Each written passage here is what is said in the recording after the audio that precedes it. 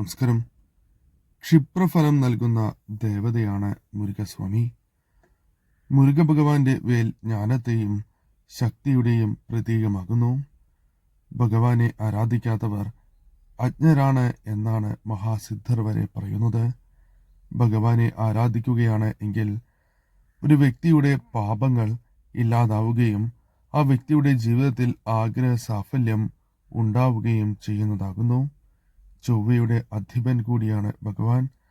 അതിനാൽ തന്നെ മനക്ലേശങ്ങൾ ഇല്ലാതാക്കുവാനും ഒരു വ്യക്തിയുടെ ജീവിതത്തിൽ വന്നു ചേർന്നിരിക്കുന്ന തടസ്സങ്ങളെ ഇല്ലാതാക്കുവാനും ഭാഗ്യം നാൾക്കുനാൾ വർദ്ധിപ്പിക്കുവാനും നിത്യജീവിതത്തിലെ പ്രശ്നങ്ങൾ ഇല്ലാതെയാക്കുവാനും അത്ഭുതകരമായി തന്നെ ഭഗവാൻ തന്റെ ഭക്തരെ സഹായിക്കുന്നതാകുന്നു.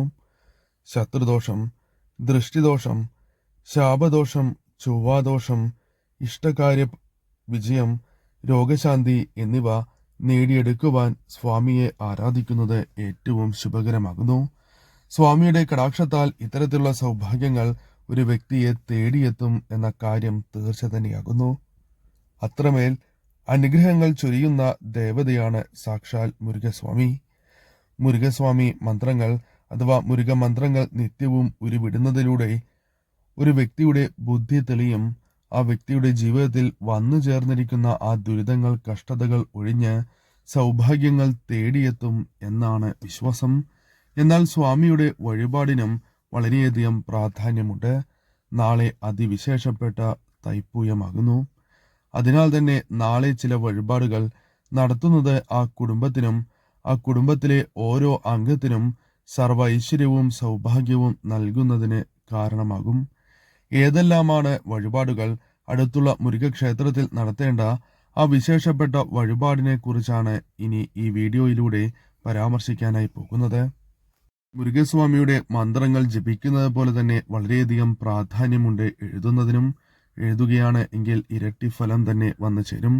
മുരുകസ്വാമിയുടെ അറിയാവുന്ന നാമങ്ങൾ കമന്റ് ബോക്സിൽ രേഖപ്പെടുത്തുവാൻ ശ്രമിക്കുക. ഓം അജദ്ഭുവേ നമ എന്ന നാമം, ഭഗവാന്റെ അതിവിശേഷപ്പെട്ട ഈ നാമം കമന്റ് ബോക്സിൽ രേഖപ്പെടുത്തുക. നാളെ നടത്തുന്ന വിശേഷാൽ മുരുക പൂജയിൽ ഉൾപ്പെടുത്തുവാൻ ആഗ്രഹിക്കുന്നവർ പേരും നിങ്ങളുടെ ജന്മനക്ഷത്രവും കമന്റ് ബോക്സിൽ പ്രത്യേകം രേഖപ്പെടുത്തുവാൻ ശ്രമിക്കുക. എന്തെങ്കിലും പ്രത്യേക ആവശ്യത്തിനായി രേഖപ്പെടുത്തേണ്ടതായിട്ടുണ്ട് എങ്കിൽ ആ കാര്യം കൂടി രേഖപ്പെടുത്തുവാൻ ഏവരും ശ്രമിക്കുക.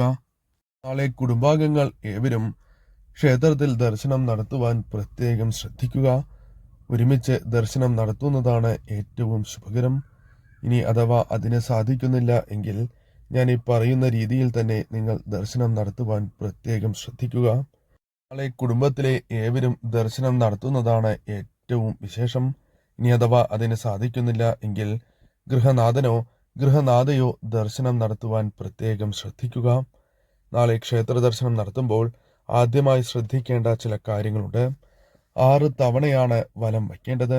നാളെ 6 തവണ ഭഗവാനെ വലം വയ്ക്കുക. കൂടാതെ ഏവരുടെയും തലക്കുഴിഞ്ഞ് ഒരു നാണയം സമർപ്പിക്കുക എന്ന അതിവിശേഷപ്പെട്ട കാര്യം നാളെ ഏവരും ചെയ്യേണ്ടതാകുന്നു. കൂടാതെ നാളെ ഭഗവാന് വെളുത്ത പുഷ്പം സമർപ്പിക്കുന്നത് ഏറ്റവും ശുഭകരമാകുന്നു. വീടുകളിൽ വിരിഞ്ഞ പുഷ്പമാണ് എങ്കിൽ ഏറ്റവും ശുഭകരം. അതിനാൽ സാധിക്കുന്ന ഏവരും നാളെ വെളുത്ത പുഷ്പം ഭഗവാന് സമർപ്പിക്കുവാൻ പ്രത്യേകം ശ്രദ്ധിക്കുക. ഗണേശ പ്രതിഷ്ഠയുണ്ട് എങ്കിൽ ആദ്യം അവിടെ ഒറ്റ നാണയം സമർപ്പിച്ചതിന് ശേഷമാണ് മുരുകസ്വാമിയെ പ്രാർത്ഥിക്കേണ്ടതും മുരുകസ്വാമിക്ക് ഈ വഴിപാടുകൾ നടത്തേണ്ടതും. ആ കാര്യം പ്രത്യേകം ഓർക്കുക. ഒരു നാളികേരം നാളെ ഉടയ്ക്കുവാൻ സാധിക്കുന്നു എങ്കിൽ ഏറ്റവും ശുഭകരമാണ് എന്ന കാര്യവും ഓർക്കുക. വീടുകളിൽ വിളക്ക് തെളിയിച്ച് പ്രാർത്ഥിച്ചതിന് ശേഷമാണ് വഴിപാട് നടത്താനായി പോകേണ്ടത് എന്ന കാര്യവും ഓർക്കുക. കൂടാതെ നാം ശ്രദ്ധിക്കേണ്ട ചില കാര്യങ്ങളുണ്ട്. ഇന്നേ ദിവസം ശരീരശുദ്ധിയും മനഃശുദ്ധിയും അനിവാര്യം തന്നെയാകുന്നു.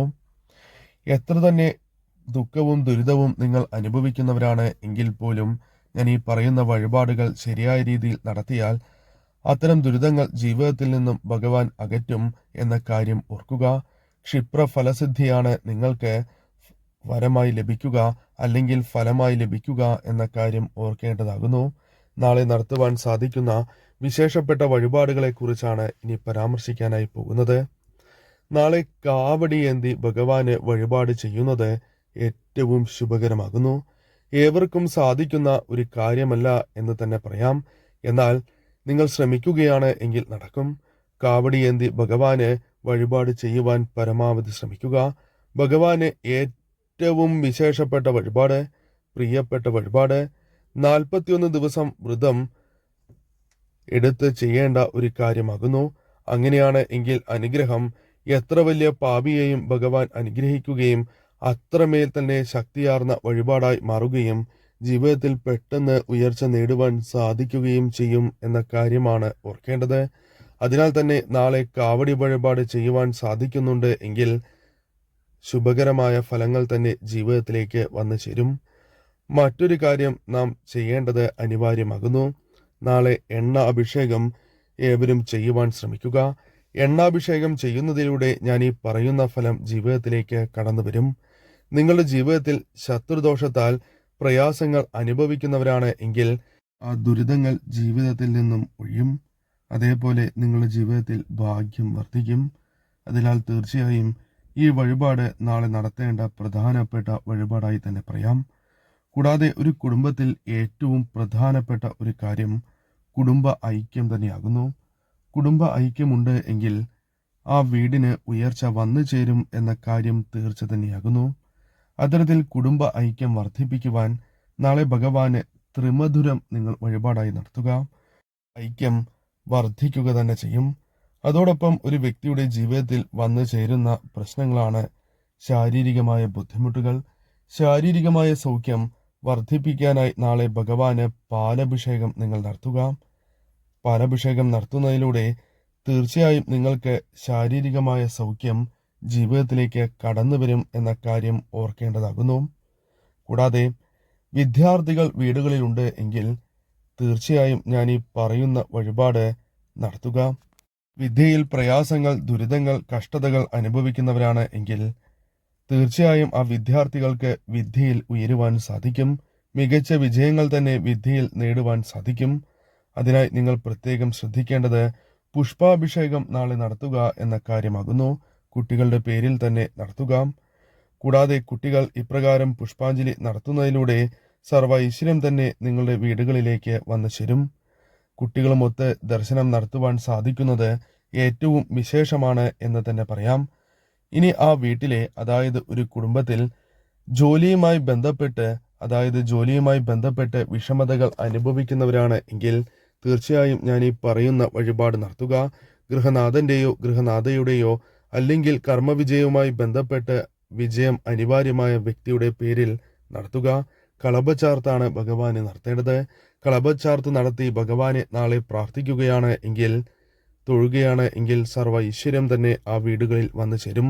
കർമ്മവിജയം ആ വീടുകളിലേക്ക് കടന്നു വരും എന്ന കാര്യമാണ് ഓർക്കേണ്ടത്.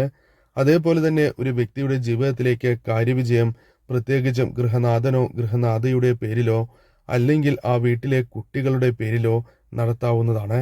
ഭാഗ്യം വർദ്ധിക്കുവാനും കാര്യവിജയം നേടിയെടുക്കുവാനും നാളെ മഞ്ഞപ്പട്ട് സമർപ്പിക്കുക. മഞ്ഞപ്പട്ട് സമർപ്പിച്ച് പ്രാർത്ഥിക്കുകയാണ് എങ്കിൽ തീർച്ചയായും ആ വീടുകളിൽ ഇത്തരത്തിലുള്ള സൗഭാഗ്യം തേടിയെത്തും. കൂടാതെ നാം അറിയാതെ നിരവധിയാർന്ന തെറ്റുകൾ ചെയ്ത് പോകുന്നവരാകുന്നു. അതിനാൽ ജീവിതത്തിൽ പാപങ്ങൾ ചെയ്യാത്തവരായി ഇല്ല എന്ന് തന്നെ പറയാം. നിങ്ങൾ ചെയ്തു പോന്നിരിക്കുന്ന ആ പാപങ്ങളിൽ നിങ്ങൾക്ക് മനസ്താപമുണ്ട് എങ്കിൽ നിങ്ങൾ തീർച്ചയായും ഈ വഴിപാട്, ഞാൻ ഈ പറയുന്ന വഴിപാട് നടത്തുക. ഭസ്മാഭിഷേകമാണ് നാളെ ഭഗവാന് വഴിപാടായി നടത്തേണ്ടത്. പാപശമനം നിങ്ങളുടെ ജീവിതത്തിൽ വന്നു ചേരും. ഞാൻ ഈ പറയുന്ന എല്ലാ വഴിപാടും നിങ്ങൾ നടത്തണം എന്നില്ല. നിങ്ങൾക്ക് ഇപ്പോൾ അത്യാവശ്യമായ അനിവാര്യമായ കാര്യം ഏതാണോ ആ കാര്യവുമായി ബന്ധപ്പെട്ട വഴിപാട് നടത്തുക. ഏവർക്കും എല്ലാ വഴിപാടും നടത്തുവാൻ സാധിക്കണം എന്നില്ല. അതിനാലാണ് ഇപ്രകാരം പറയുന്നത്. കൂടാതെ ഒരു വീട്ടിലേക്ക് ഏറ്റവും അനിവാര്യമായ ഘടകം ധനാഭിവൃദ്ധി തന്നെയാണ്. കാരണം കലിയുഗത്തിലാണ് ഏവരും വസിക്കുന്നത്. അതിനാൽ തന്നെ ധനം വളരെ അനിവാര്യമാണ് എന്ന് തന്നെ പറയാം. ഇത്തരത്തിൽ ധനം അനിവാര്യമായ ഈ സമയത്ത് നിങ്ങൾക്ക് ധനാഭിവൃദ്ധി വന്നു ചേരുവാൻ, ഐശ്വര്യം വന്നു ചേരുവാൻ നാളെ ഭഗവാന് നടത്തുവാൻ സാധിക്കുന്ന ഏറ്റവും വിശേഷപ്പെട്ട വഴിപാട് താമരമാലയാകുന്നു. താമരമാല നാളെ ഭഗവാന് നടത്തി പ്രാർത്ഥിക്കുകയാണ് എങ്കിൽ സർവ്വ ഐശ്വര്യം തന്നെ വന്നു ചേരും. ആ വീട്ടിലെ ഏവർക്കും ചിലപ്പോൾ ധനാഭിവൃദ്ധിയുമായി ബന്ധപ്പെട്ട പ്രശ്നങ്ങൾ ഉണ്ടാകണം എന്നില്ല. ഗൃഹനാഥനോ ഗൃഹനാഥയ്ക്കോ തൊഴിലുമായി ബന്ധപ്പെട്ട് ഇത്തരം പ്രശ്നങ്ങളില്ല എങ്കിൽ, മക്കൾക്കാണ് ഇത്തരത്തിൽ പ്രശ്നമുള്ളത് എങ്കിൽ മക്കളുടെ പേരിൽ നടത്തുക. ഗൃഹനാഥനോ ഗൃഹനാഥയ്ക്കോ ആണ് ഇത്തരത്തിലുള്ള പ്രശ്നങ്ങൾ ഉള്ളത് എങ്കിൽ അവരുടെ പേരിൽ നടത്തുവാൻ ശ്രമിക്കുക.